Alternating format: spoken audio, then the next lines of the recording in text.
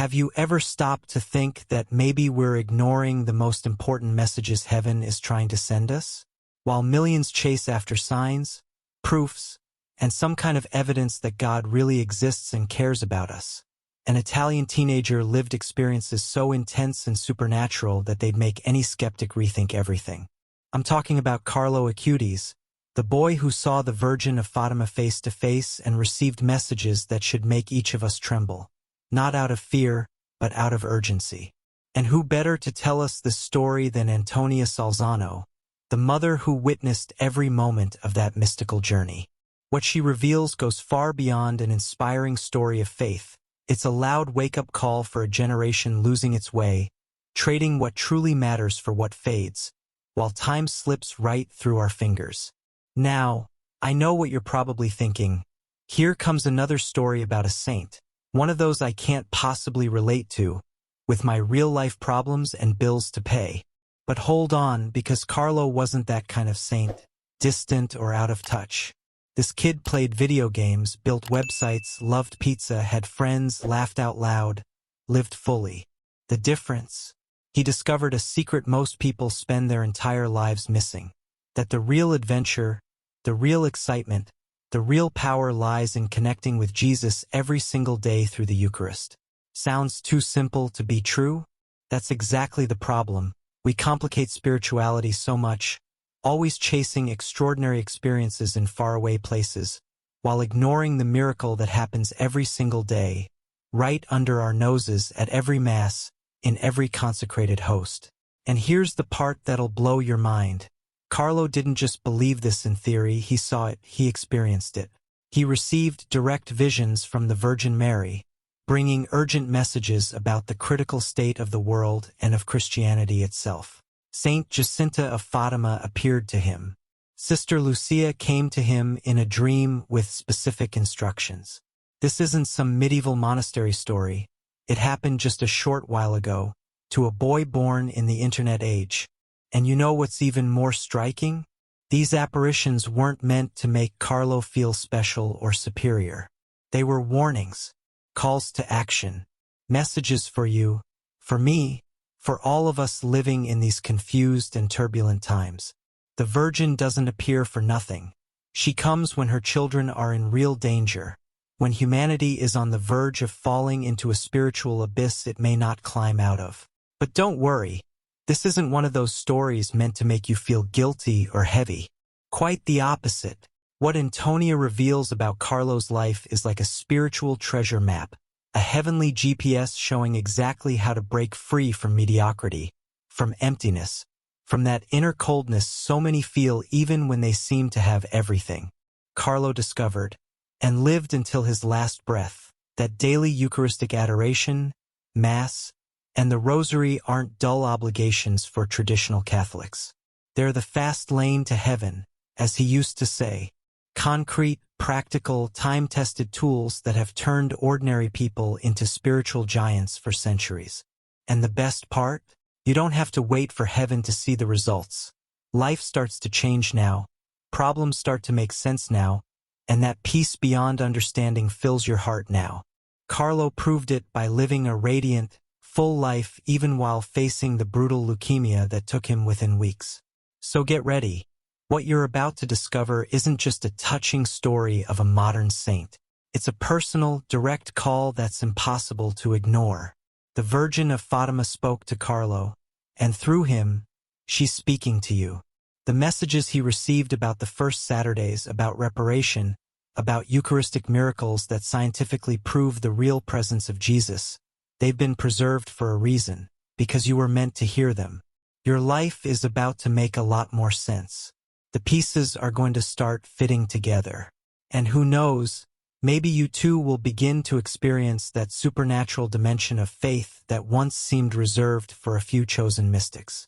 Because here's the truth, it's not. It's for everyone who dares to take the step, to dive in fully, to trade lukewarm faith for the burning passion Christ came to set on fire in the world. Carlo did that at 15. What's your excuse? Antonia Salzano carries in her eyes that rare light of someone who's witnessed what defies reason. When she speaks of her son, Carlo Acutis, She isn't just a mother recalling sweet memories. She's a living witness to a life that became a bridge between heaven and earth. You know that feeling of being in the presence of something so sacred you can hardly breathe? That's what she experienced beside the boy who would transform the faith of thousands. Carlo wasn't just another young man who went to church on Sundays. He was, in his own words, a true mystic disguised as a modern teenager. His spirituality didn't come from dusty books or long sermons. It flowed from within, as if he were born with a direct line to the divine. And Antonia, even as his mother, often found herself learning from him about the true essence of Christianity. Her account of Carlo's spiritual journey will make you rethink everything you thought you knew about faith and devotion. She tells how, from early childhood, the boy showed an unexplainable connection with Jesus Christ, especially through the Eucharist. While other boys his age were busy with video games and soccer, and yes, Carlo enjoyed those too, he never let a single day go by without Eucharistic adoration. For him, it wasn't an obligation or an empty ritual. It was a real meeting with the one he loved most. Antonia recalls how her son would teach her, with a wisdom far beyond his years, that the Eucharist was literally the highway to heaven. Just imagine, a teenager using modern slang to explain ancient mysteries of faith. He'd say skipping Mass was like refusing a hug from God, and that every rosary was a private conversation with the Heavenly Mother. This wasn't theory for Carlo, it was pure, lived experience. But Antonia's testimony goes far beyond her son's religious habits. She dives into the most intimate and surprising moments, when Carlo shared mystical experiences that would leave any theologian speechless. The Eucharistic miracles he researched and cataloged on his computer weren't just historical curiosities. They were living proof of Jesus' boundless love revealed in the Gospel. Carlo studied each account with the precision of a scientist and the devotion of a saint, creating a digital map of hundreds of miracles around the world. Antonia remembers how he'd explain that these wonders weren't some kind of cheap magic. They were signs from a God who remains present, active, and passionately in love with humanity. For today's young Christians, who often search for tangible signs of God's presence, Carlo's work serves as a powerful compass. And when Antonia talks about all this, you realize you're not just hearing the story of a remarkable son. You're witnessing a legacy that keeps transforming lives, rekindling faith, and awakening hearts that had long gone cold. It all began so subtly that no one could have imagined what was coming. Carlo started to feel that kind of tiredness everyone knows, when you wake up and it feels like you never slept. A few sneezes, a light fever, nothing that seemed out of the ordinary, just another seasonal cold. Like any caring mother, Antonia noticed her son seemed a bit off, but it looked like nothing more than one of those autumn bugs that catch everyone by surprise. Carlo kept up his prayers and Bible studies, though he was noticeably quieter. His faith remained strong, but his body began sending signals that something far more serious was happening beneath the surface. It was as if a silent storm was forming, and no one could yet see the dark clouds gathering on the horizon. Days passed, and those harmless symptoms began to take on a more troubling shape. The fever wouldn't completely go away, and Carlo, always so full of energy to attend Mass and worship, now had to push himself just to manage simple tasks. Antonia says that in that time of uncertainty, she intensified her prayers, asking Jesus to guide the doctors and reveal what was truly happening to her son. Have you ever been through that agonizing wait for a diagnosis, unsure if it's something minor or something life-changing? It's like being strapped into an emotional roller coaster where faith becomes your only anchor. When the deeper tests finally came back, the word no one ever wants to hear hit like lightning: leukemia. And not just any type, it was an aggressive form, the kind that turns a family's world upside down in seconds. The diagnosis changed everything. Yet, in the middle of all that pain, something extraordinary happened. While many would have fallen into despair, Carlo received the news with a calmness that could only come from someone deeply united with God. Antonia remembers her son, even facing that brutal sentence, continuing his daily devotions, his Eucharistic adoration, his prayers of praise. He didn't deny the gravity of it. He knew full well he was walking a tightrope between life and death. But his faith wasn't shallow, built on pretty words for easy days. It was a faith tested by fire, strengthened by the certainty that Jesus was with him every second of that battle. For young Christians facing their own struggles, illness, loss, or personal crisis, Carlo's attitude became a beacon of light. He showed that faith doesn't mean never suffering. It means choosing to trust even when the ground disappears beneath your feet. There was something deeply mysterious about how Carlo handled his illness. Antonia noticed, through those small, tender details only a mother can perceive, that her son knew exactly what was happening to him. He didn't need the doctors to deliver grim verdicts, or anyone to spell things out. Carlo simply knew. It was as if he'd received an inner revelation, a knowledge that came straight from the spiritual realm. He didn't ask about prognosis or press for technical explanations, but his eyes said everything. You know that person who carries a great secret but chooses silence just to spare others? That was him. His wisdom went far beyond his years, and it didn't come from early maturity. It came from a mystical connection to something infinitely greater. Carlo lived each day as if it were the final page of a precious book, savoring every moment of prayer and every instant of communion with Jesus Christ. His silence about the severity of his leukemia spoke more powerfully than words ever could. He didn't deny reality or pretend everything was fine, but he also didn't give in to despair or self-pity. During chemotherapy sessions, when others wrestled with fear and anger, Carlo carried a strange peace that unsettled even the most seasoned nurses. Antonia recalls how he continued his Bible studies even on the hardest days, turning the pages with the same quiet devotion as always. Sometimes he'd pause, gaze out the hospital window toward the horizon, and she just knew he was in deep communion with the divine. It was as if Carlo had made a silent pact with God, accepting his fate not with resignation, but with the trust of someone who knows there's a greater plan. He turned his hospital room into a small chapel where faith wasn't just professed, it was lived breath by painful breath. But there was something even more moving in Carlo's quiet awareness. He didn't use that knowledge to sink into sorrow. He used it to deepen his testimony. Knowing his time might be short, he wasted no energy on complaints. Instead, he poured himself into finishing his work, cataloging Eucharistic miracles and strengthening the faith of everyone around him.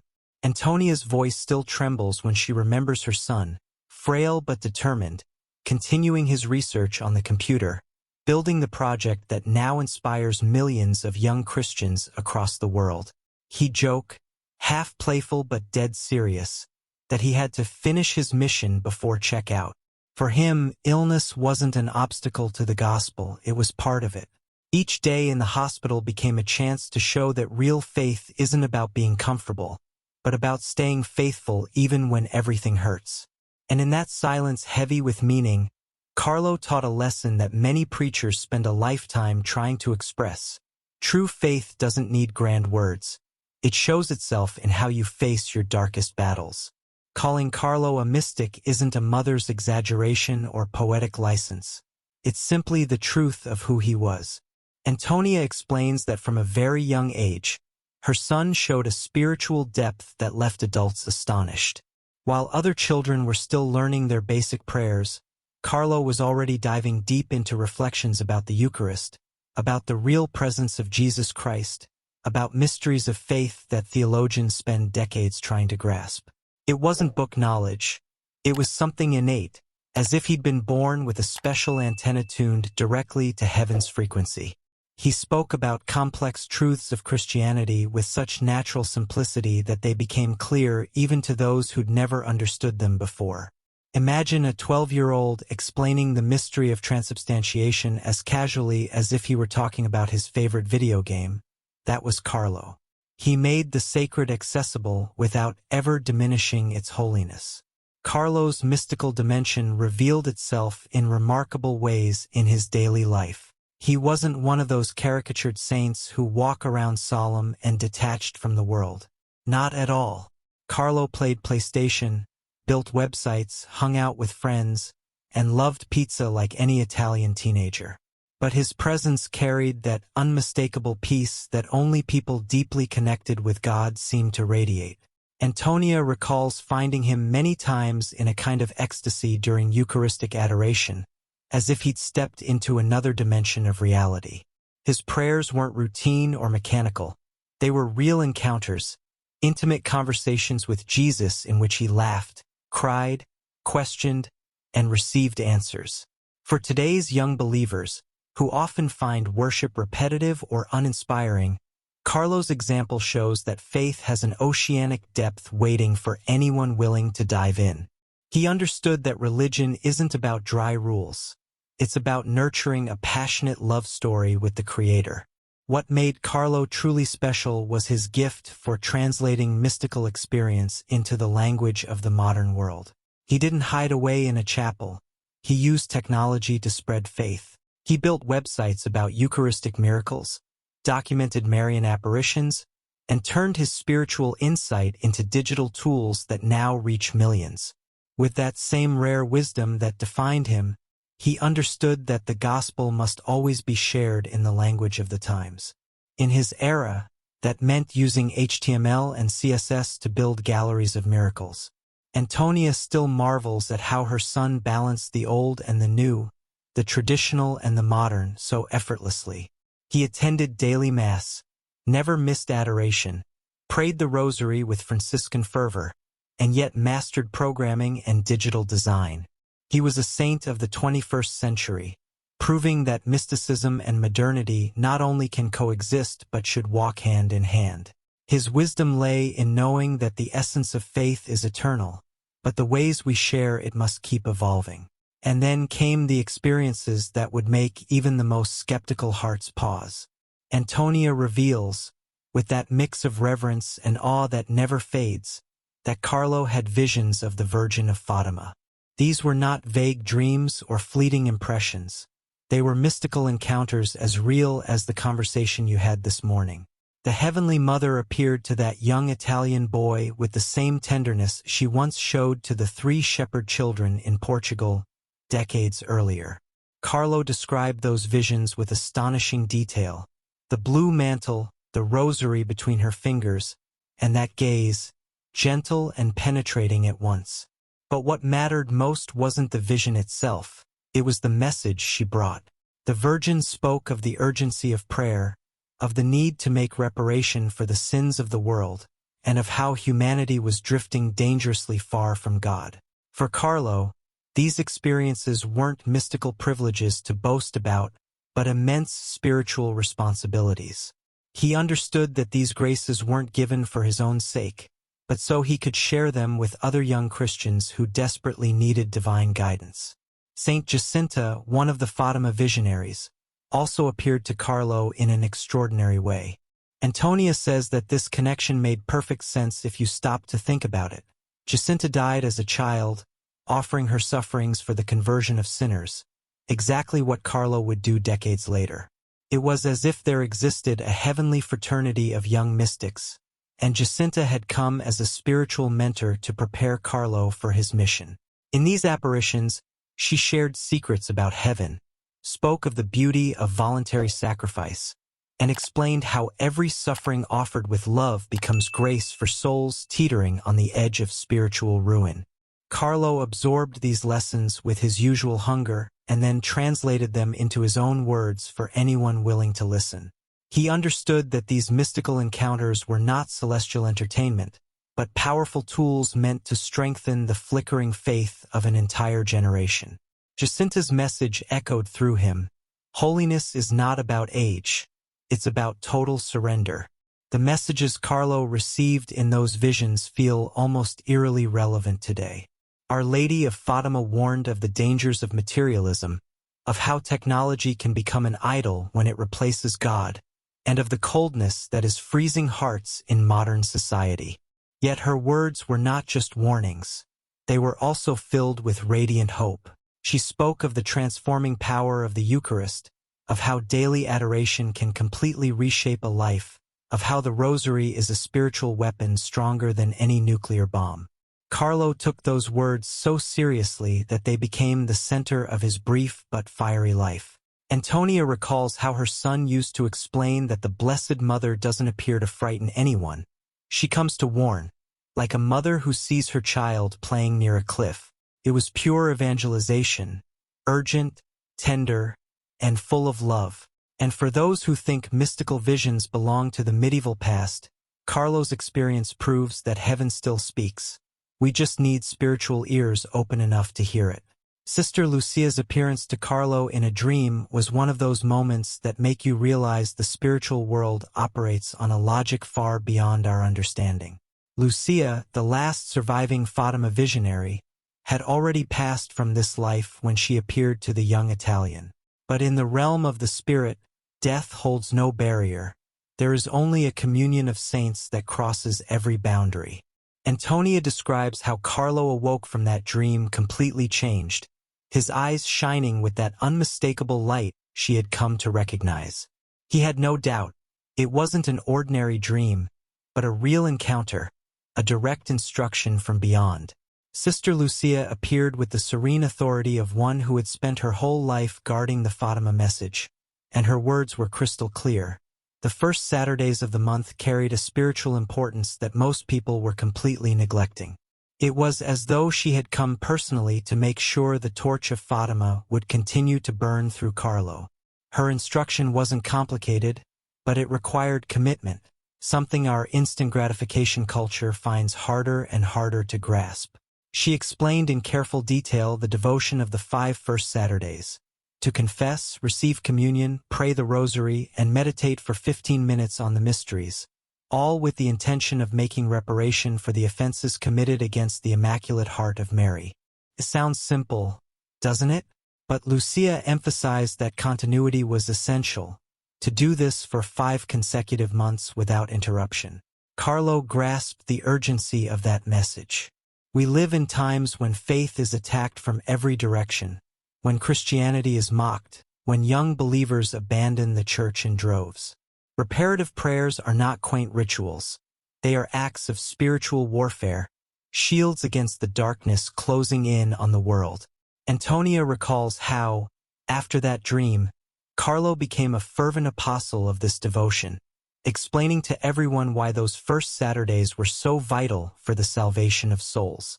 What impressed people most was the way Carlo connected that ancient message to modern life. He didn't present the first Saturdays as a dusty old tradition for elderly churchgoers. He showed how it was revolutionary and urgently relevant for the 21st century. You spend hours on social media every day, he'd tell his friends, but you can't give a few hours on one Saturday a month to help save the world? It was a challenge, yes, but said with that kind-hearted tone of his that disarmed all defensiveness. Sister Lucia had chosen the perfect messenger, a boy who spoke the language of the young, who understood technology, who wasn't a dull preacher but carried a mystical fire that could ignite hearts. The message of the first Saturdays didn't die with Lucia in Coimbra or with Carlo in Milan. It continues to echo, calling each of us to that same mission of reparation. And every time someone answers that call, dedicating those sacred Saturdays to prayer and adoration, heaven smiles, and the world grows just a little less dark.